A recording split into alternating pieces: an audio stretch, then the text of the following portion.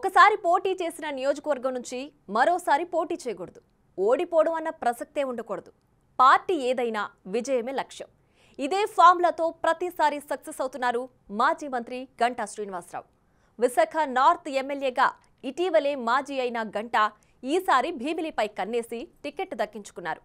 అక్కడ వైసీపీ ఎమ్మెల్యేగా ఉన్న తన రాజకీయ శిష్యుడు మాజీ మంత్రి అవంతి శ్రీనివాస్తో పోటీకి సిద్ధమయ్యారు. గంటా రెండోసారి భీమిలి వైపు చూడడం అవంతికి చెక్ పెట్టడం కోసమే అంటున్నారు రాజకీయ విశ్లేషకులు. ఎట్టకేలకు మాజీ మంత్రి గంటా శ్రీనివాసరావుకు భీమిలి టీడీపీ టికెట్ ఖరారైంది. విజయనగరం జిల్లా చీపురుపల్లి నుంచి ఆయన్ని పోటీ చేయించాలని చూసింది టీడీపీ అధిష్టానం. అయితే చీపురుపల్లి నుంచి పోటీకి ఇష్టపడని గంటా భీమిలి టికెట్ కోసం పట్టుబడుతూ వచ్చారు. దాంతో టీడీపీ 3 లిస్టులు విడుదలైనా ఆయనకు టికెట్ కేటాయించలేదు. చివరికి 4వ జాబితాలో గంటా శ్రీనివాసరావు పేరు ఖరారైంది. భీమిలి నుంచి రెండోసారి పోటీ చేయడానికి గంటా రెడీ అయ్యారు.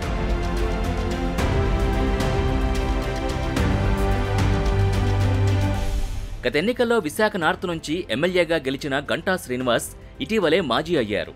స్టీల్ ప్లాంట్ ప్రైవేటీకరణను వ్యతిరేకిస్తూ ఆయన చేసిన రాజీనామాని 3 ఏళ్ల తర్వాత స్పీకర్ ఆమోదించారు.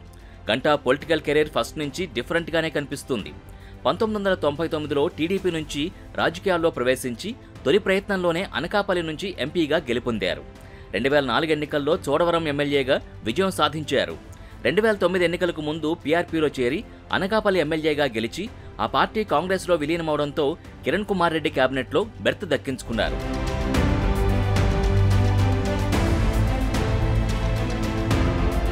2014 ఎన్నికలకు ముందు తిరిగి టీడీపీలోకి వచ్చి విశాఖపట్నం జిల్లా భీమిలి నియోజకవర్గం నుంచి శాసనసభ్యునిగా ఎన్నికై చంద్రబాబు మంత్రివర్గంలో వెలిగిపోయారు. 2019 నాటికి తిరిగి సెగ్మెంట్ మార్చుకుని తన షఫ్లింగ్ సెంటిమెంట్ కొనసాగించారు. విశాఖ నార్త్ ఎమ్మెల్యేగా గెలుపొందారు. టీడీపీ పవర్లోకి రాకపోవడంతో ఆయన వైసీపీలో చేరడానికి ప్రయత్నించారన్న ప్రచారం గట్టిగానే జరిగింది. అయితే దానికి విజయసాయిరెడ్డి, మాజీ మంత్రి అవంతి శ్రీనివాసులు అడ్డం పడ్డారంటారు.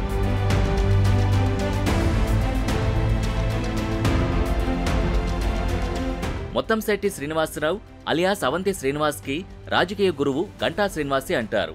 2009లో అవంతి శ్రీనివాస్కి పీఆర్పీ టికెట్ దక్కేలా చేసి పొలిటికల్ లైఫ్ ఇచ్చారు గంటా. తర్వాత ఆ గురు శిష్యులు 2014 నాటికి టీడీపీలోకి వచ్చారు. గంటా తాను భీమిలి నుంచి పోటీ చేసి అవంతిని అనకాపల్లి ఎంపీగా పంపించారు. గత ఎన్నికల్లో మంత్రి పదవి లెక్కలతో అవంతి టీడీపీ నుంచి అసెంబ్లీకి పోటీ చేయాలని భావించిన ఛాన్స్ లేకపోవడంతో వైసీపీలో చేరి భీమిలి నుంచి గెలిచి తన మంత్రి పదవి కళ నెరవేర్చుకున్నారు.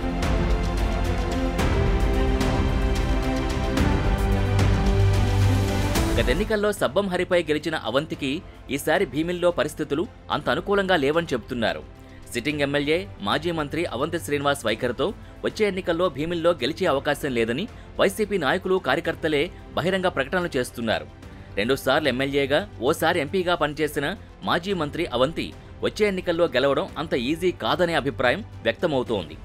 2 ఏళ్ల క్రితం జరిగిన స్థానిక సంస్థల ఎన్నికల్లో రాష్ట్ర వ్యాప్తంగా వైసీపీ హవా నడిచిన భీమిల్లో టీడీపీ మెజార్టీ సాధించడం అవంతి వైఫల్యమే అంటున్నారు రాజకీయ పరిశీలకులు.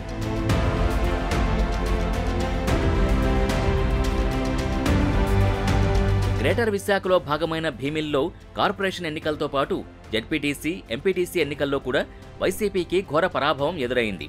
సిట్టింగ్ ఎమ్మెల్యేగా అవంతి కనీస బాధ్యత తీసుకోలేదని, ఇప్పటికీ ఆ వైఫల్యాల్ని అధిగమించే కృషి చేయడం లేదని ఆరోపిస్తున్నారు కార్యకర్తలు. మళ్లీ అవంతికే సీటిస్తే ఓటమి తప్పదని అధిష్టానాన్ని హెచ్చరిస్తున్నారు. ఇలాంటి పరిస్థితుల్లో తిరిగి అవంతిపైనే నమ్మకం ఉంచారు జగన్. ఇటు చూస్తే ఆయన రాజకీయ గురువు గంటా ప్రత్యర్థిగా మారారు. మంత్రిగా అవంతి తన విషయంలో వ్యవహరించిన తీరుతో తీవ్ర ఆగ్రహంతో ఉన్నారట గంటా. ఈసారి అవంతికి చెక్ పెట్టడం కోసమే భీమిలి నుంచి మరోసారి పోటీకి సిద్ధమయ్యారట. భీమిల్లో ఈ గురు శిష్యుల పోరు ఆసక్తికరంగా మారింది. కాపు నేతలైన గంటా, అవంతులిద్దరూ ఇంతవరకు ఎప్పుడూ ఓడిపోలేదు. ఈసారి ప్రత్యర్థులుగా పోటీ పడుతుండటంతో ఒకరి ఓటమి కన్ఫర్మ్ అయింది. మరి తమ విజయ గాథను కొనసాగించేదెవరో చూడాలి.